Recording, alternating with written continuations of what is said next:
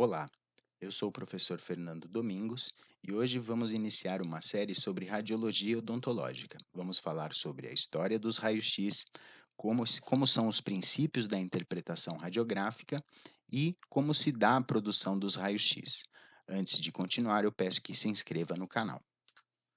A radiologia e a imaginologia é talvez a especialidade odontológica que mais vai se relacionar com todas as outras disciplinas clínicas, né? Sendo uma ferramenta essencial para o diagnóstico, planejamento e o acompanhamento no tratamento das doenças bucais, né? A história da radiologia começa em 8 de novembro de 1895 com Röntgen, né? Que descobriu um novo tipo de raio, ao qual ele não tinha um nome e chamou de raio-x, né?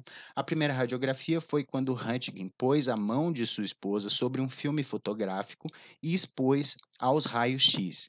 Depois de revelado o filme, ele constatou ali a presença dos ossos da mão da sua esposa e a aliança de casamento. Muitos artigos, muitos livros foram escritos sobre essa nova descoberta, né? Então, o Dr. Gisel, na Alemanha, depois de se comunicar com Röntgen, né, decidiu fazer uma radiografia dos dentes do dentista Walkoff, né? Então, o Walkoff se expôs ali à primeira radiografia dental, né? Usando uma placa de vidro com uma emulsão fotográfica envolvida num papel escuro. E essa radiografia foi tomada da sua própria boca durante um tempo de exposição de 25 minutos, né? Então, essa é a radiografia aí que o Dr. Walkoff tirou ali da sua boca, né? Já o Dr. Edmund Kells, nos Estados Unidos, né? Depois de tomar conhecimento dessa descoberta, né, iniciou ali experimentos na área de odontologia. E isso teve um custo bem grande, onde ele acabou perdendo o seu braço por trabalhar com a radiação, né? No Brasil, o professor Ciro Silva foi pioneiro tanto na prática quanto no ensino e implementou a radiologia na grade curricular dos acadêmicos de farmácia e odontologia em 1932. Qual a importância da radiologia odontológica, né? É um método muito importante para o diagnóstico, né? Então, eu posso interpretar imagens tanto intra quanto extra-orais, e ela vai servir para eu negar ou confirmar uma suspeita clínica, né? Alguns conceitos que são confundidos é a interpretação radiográfica com o diagnóstico. Então, a interpretação radiográfica é a explicação do que é exposto ali na radiografia dental. Já o diagnóstico diz respeito à identificação de uma doença ou um agravo por meio de um exame ou de uma análise, né? Três fontes de informação são frequentemente utilizadas pelo cirurgião dentista para chegar a um correto diagnóstico, né? Que são os exames clínicos, os exames radiográficos e os exames laboratoriais. Os exames clínicos, a anamnese, né? Que também tem exames físicos envolvidos, precedem os demais e vão indicar a necessidade ou não de solicitar exames complementares, que seriam radiográficos ou laboratoriais. Os objetivos dos exames complementares são identificar a presença ou ausência de doença ou agravo, fornecer informações da natureza da extensão da doença e possibilitar a formação de diagnósticos diferenciais. A gente tem que ter em mente que as radiografias são projeções de sombras de áreas que variam ali de tonalidade de preto, branco e tonalidades de cinza, né? São projeções bidimensionais, ela não tem noção de profundidade. A radiografia ela é 2D, né? Radiopaco e radiolúcido, isso vai dizer respeito das tonalidades da radiografia, né? Então, radiolúcido é aquilo que são estruturas que absorvem pouco os raios-x. E radiopaco são as imagens ou estruturas que possuem um maior poder de absorção do raio-x, né? Os elementos químicos com baixo número atômico, eles aparecem mais radiolúcidos do que aqueles com número atômico mais alto, né? Então é o exemplo ali do carbono, do hidrogênio, do oxigênio, que constituem ali os tecidos moles do meu corpo, né? E eles vão ter um aspecto mais radiolúcido, mais radiação vai conseguir atravessar esses elementos químicos, né? Diferente, por exemplo, do cálcio dos meus ossos, que vão absorver mais os raios-x. Então, se eu for classificar uma imagem em radiolúcida ou radiopaca, eu vou fazer através da comparação da densidade dessas áreas próximas que vão servir de fundo para essa imagem. Então, eu tenho aí na imagem o ar, né, que é totalmente radiolúcido, né, radiopaco, perdão, e então eu tenho o ar, que é mais radiolúcido, seguido ali pelos tecidos moles, pela polpa dentária, pela dentina, o esmalte e, por exemplo, uma restauração metálica de amálgama, que é bem radiopaca, né? Os fatores que vão determinar isso é o tempo de exposição, que é regulado ali pelo aparelho, né? E o tempo de revelação, que é determinado ali no processamento do filme radiográfico, né? A aparência de uma estrutura radiográfica em radiolúcida ou radiopaca vai depender do número atômico e da densidade e da espessura desse objeto. Quanto maior for o número atômico, mais denso, e mais espesso for o objeto, mais radiopaco ele vai aparecer na imagem, né? E quanto menor for o número atômico, menos denso e menos espesso for o objeto, mais radiolúcido ele vai aparecer na imagem radiográfica. Então, além do parâmetro de comparação, a gente tem que considerar que existem variações anatômicas, como a massa corporal, a espessura das estruturas anatômicas de cada indivíduo, né? Então, radiolúcido é uma porção de uma radiografia processada que é escura ou negra, são estruturas radiolúcidas pouco densas que vão permitir a passagem do feixe com pouca ou nenhuma resistência. A gente pode observar ali um terceiro molar mal posicionado, né? Deitado sobre o segundo molar, e aí houve a formação, por falta de higiene, ali da região da distal do segundo molar, formando uma cárie, né? A desmineralização do esmalte faz com que essa imagem seja pouco densa, seja mais radiolúcida, então mais raios-x vão conseguir atravessar essa porção da cárie. Quanto à tonalidade ainda, radiopaco, se uma estrutura aparecer muito clara ou branca, significa que elas absorvem ou resistem muito à passagem desses raios-x. Então, um exemplo bem marcante seriam as restaurações metálicas, né? Então, como por exemplo o amálgama ou restaurações metálico-fundidas. Uma outra característica radiográfica é a projeção bidimensional. Então, a radiografia ela é 2D, ela não tem profundidade, né? Então, muitas vezes eu vou ter, numa mesma incidência radiográfica, eu vou ter vários planos de corte ali, vários planos mostrando várias estruturas sobrepostas anatômicas, né? Então, as estruturas mais anteriores, mais perto do filme, vão se sobrepor às mais posteriores, às mais longe do filme, né? Então, eu sempre tenho que tentar incidir o meu feixe radiográfico perpendicularmente, né? Então, nessa imagem, a gente pode ver a incidência ortorradial, que seria a ideal, né?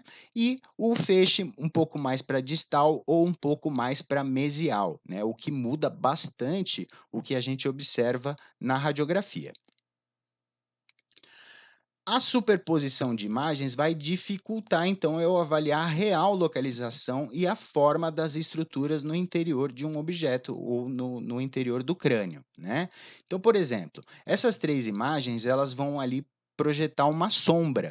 Dependendo do posicionamento do objeto, né, ele vai projetar um diferente formato de sombra, né? Então, isso é o mesmo que acontece na projeção do raio-x, incidindo sobre um filme radiográfico. Como que eu interpreto bem uma radiografia? Quais são os requisitos para eu interpretar bem uma radiografia? Então, eu tenho que entender da natureza e das limitações do branco, preto e dos tons de cinza das imagens radiográficas. Eu tenho que estar em condições ideais de visualização e tenho que ter um conhecimento sobre as radiografias utilizadas na odontologia e se elas devem se apresentar como um modo de avaliação crítica da qualidade de cada imagem que possa ser feita. Eu preciso ter também um conhecimento detalhado dos aspectos radiográficos das estruturas anatômicas que são normais e um conhecimento radiográfico das condições patológicas, né, que afetam a cabeça e o pescoço, além de ter um domínio das técnicas radiográficas, tanto intra quanto extrabucais, né? E preciso ter acesso às imagens anteriores do mesmo tratamento, por exemplo, para comparação, né? Eu preciso utilizar um negatoscópio, né, que é aquela luz, né, por onde a gente apoia a radiografia para ter uma visão uniforme, com uma luz uniforme por trás, para que tenha um mínimo de influência no que eu vou observar na radiografia, né. O ideal é que eu tenha uma sala escura, silenciosa, para melhorar a minha concentração, né, e eu talvez possa fazer uso de uma lente de aumento, de uma lupa, né. O tamanho do negatoscópio tem que ser compatível com o tamanho da película radiográfica que eu estou utilizando, né. Então esse daí é o negatoscópio, onde eu apoio ali tem apoiado uma radiografia panorâmica, né, e aí, essa luz ela tem que ser uniforme, ela não pode ter variações ali atrás, porque isso pode confundir na interpretação radiográfica, né. Os negatoscópios precisam ter aprovação da Anvisa. Para organizar os filmes radiográficos, eu vou utilizar cartelas, né? É uma cartela de filme, que ela pode ser de papelão ou de plástico, e eu uso ela para manter organizadas e discriminadas, né, as radiografias de uma maneira ordenada, né. Então, elas são usadas para filmes periapicais, interproximais ou para uma série de combinações ali de boca toda, onde eu radiografo toda a boca do meu paciente, né. Mas por que que eu vou usar essas cartelas? Então isso é recomendado porque montadas, as cartelas são interpretadas de forma mais fácil, eu consigo chegar a um plano de tratamento mais, mais correto sobre a conduta nesse paciente. Elas são mais facilmente armazenadas, né, ela protege a radiografia e fica mais acessível para a interpretação. Quando essa cartela está montada, ela reduz a chance de erro, né, de confundir o lado esquerdo com o direito do paciente, o que é muito comum, né, reduzem o manuseio da película radiográfica, que ela é bem sensível, né, e mascaram a iluminação adjacente quando eu utilizo uma cartela opaca, uma cartela que não passe a luz, tá bom?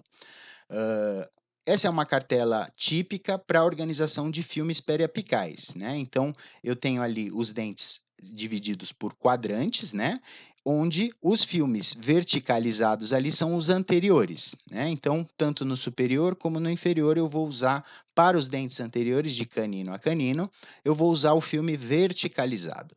Já nos dentes posteriores eu vou usar o filme deitado, o filme na horizontal, né, para os pré-molares e para os molares. Eu tenho aqui um outro modelo de organização, né, que inclui também, além das periapicais, as interproximais, que a gente vai falar principalmente na aula sobre filmes radiográficos. Como que eu vou montar esses filmes, né? Isso tem que acontecer imediatamente após o processamento. Então eu tenho que dar uma atenção ao picote, que é uma elevação que existe ali no filme para eu poder me organizar, né?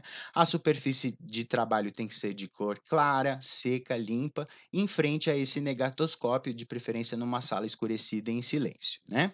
O conhecimento da anatomia é necessário para a montagem dessas radiografias, né? Em uma imagem radiográfica da região dos premolares, é facilmente identificada se essa região radiografada é superior, por exemplo, ou inferior, né? Então, se tiver a presença do seio maxilar, eu sei que é superior. Por outro lado, se em uma radiografia de premolares for observado o forame mentoniano, eu sei que se trata de uma radiografia inferior, né? Eu devo evitar manusear o filme diretamente, então eu vou tentar sempre manipular pelas bordas, né? Se eu utilizar luvas, eu não posso utilizar essa luva depois na boca do paciente. Como que eu vou montar essas cartelas? Então eu vou montar as periapicais anteriores, onde o longo eixo do filme é orientado verticalmente, né? E as periapicais posteriores, o longo eixo do filme é orientado horizontalmente. As radiografias superiores são montadas com as raízes dos dentes apontando para cima e as radiografias dos inferiores são montadas com as raízes dos dentes apontando para baixo, né? Então tá aí um exemplo que fica, né, quando você faz toda uma montagem ali da cartela com os filmes periapicais, né, não incluindo aí os interproximais. E o picote é essa saliência, né, essa pequena elevação que você possui no filme, e ele é utilizado para distinguir o lado direito do esquerdo, né? Para o lado elevado do picote, ele sempre vai ser posicionado em direção ao observador. Então, quando eu pego uma radiografia, eu tenho que avaliar o picote, essa elevação tem que estar voltada para mim, que sou o observador. tá. Fazendo dessa forma, o filme já fica a montagem das cartelas já fica automaticamente organizada, né. Então tá aí um exemplo de um filme convencional ou periapical, né, onde ele é envolto ali por um plástico, né, dentro você tem a película radiográfica e uma lâmina de chumbo, né, esses 2 são envoltos ali por uma cartolina preta, tudo isso fechadinho, selado ali no filme periapical, né. O método de montagem vestibular é o mais utilizado, então eu vou visualizar as radiografias como se eu estivesse olhando o paciente de frente, né. A montagem dos filmes nessa sequência vai permitir uma boa visualização do exame radiográfico periapical, né, a série completa dividida por quadrantes, né, o que vai facilitar a minha interpretação e vai reduzir a chance de erro, como a troca do lado radiográfico, que é muito perigoso, né. E com as radiografias digitais, né, então agora nós temos, sensores digitais, né, que permitem que eu armazene digitalmente essas radiografias num computador. Da mesma forma, eu tenho que, arquivar essas tomadas radiográficas e identificá-las, principalmente com nome, data, quem fez a radiografia, né. Então tá aí um software, odontológico, né, organizando as radiografias digitais do meu paciente. É importante lembrar que a identificação do paciente com nome, data de nascimento, data que o exame foi feito, idade e o profissional que solicitou deve ser feita para as imagens digitais e convencionais. Então, o cirurgião dentista tem obrigação legal de identificar e organizar esses exames dos pacientes.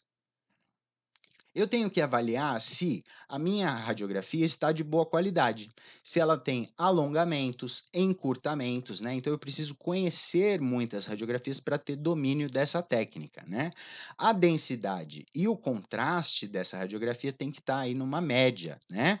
Eu tenho que poder visualizar o máximo de detalhes, né? E observar se esse filme radiográfico foi processado, né, que o pessoal chama de revelado, né, mas na verdade se ele foi corretamente processado. Os raios-x, eles são produzidos aí nessa ampola de vidro, né. Então eles são produzidos quando elétrons bombardeiam o anteparo e são freados subitamente ao repouso. Isso ocorre dentro dessa ampola a vácuo, onde são produzidos os raios-x, né. Então eu vou ter ali um cátodo, né, que consiste em um filamento aquecido de tungstênio que vai proporcionar essa fonte de elétrons, né. E eu tenho um ânodo, que é um anteparo colocado em frente a um bloco de cobre em face angulada 20 graus, para que ocorra uma dissipação de calor, já que muito calor é gerado na produção desses elétrons, né? Eu tenho um dispositivo focalizador que vai apontar esse feixe de elétrons para a área focal do anteparo, né? Eu tenho também um revestimento de chumbo que absorve os raios-x não desejáveis, né? Com também uma medida de proteção à radiação, uma vez que o raio-x gerado ele vai ser emitido para todas as direções, né? E eu tenho também um óleo que fica circundante ali essa ampola, que facilita também a dissipação do grande calor que é gerado, né? Então eu tenho aí um esquema, né? Eu tenho um cátodo, eu tenho um ânodo e o feixe de elétrons é produzido no cátodo e esses elétrons refletem ali, são desviados, eles são absorvidos pelo ânodo e através ali de uma janela são emitidos o feixe de raios X. Então, qual é a sequência para ocorrer essa produção de raio-x, né? Então, o filamento ali do cátodo, né? Ele é aquecido e uma nuvem de elétrons é produzida ali ao redor desse filamento. A alta voltagem desse tubo vai acelerar os elétrons a uma velocidade muito grande em direção ali ao lado esquerdo, ao ânodo, né? E eles vão acabar colidindo ali naquele alvo de tungstênio. O dispositivo focalizador, né, ali do ânodo, vai apontar, vai desviar o feixe de elétrons para a área focal do anteparo, né? Então, isso tudo vai ser eliminado ali da ampola de vidro por uma janela, né. Então os elétrons vão bombardear o anteparo, eles são freados subitamente em repouso, né. A energia que é perdida pelos elétrons, ou seja, quase 99%, é dissipada, é perdida, né. E o raio-x representa só 1% de toda essa energia que é, produzida. O calor produzido é removido, é dissipado em todas as direções ali pelo cobre, pelo óleo, né, e os raios-x são emitidos em todas as direções, mas só aquele que atravessa ali a pequena janela do revestimento de chumbo é o feixe que vai ser utilizado para produzir os raios-x.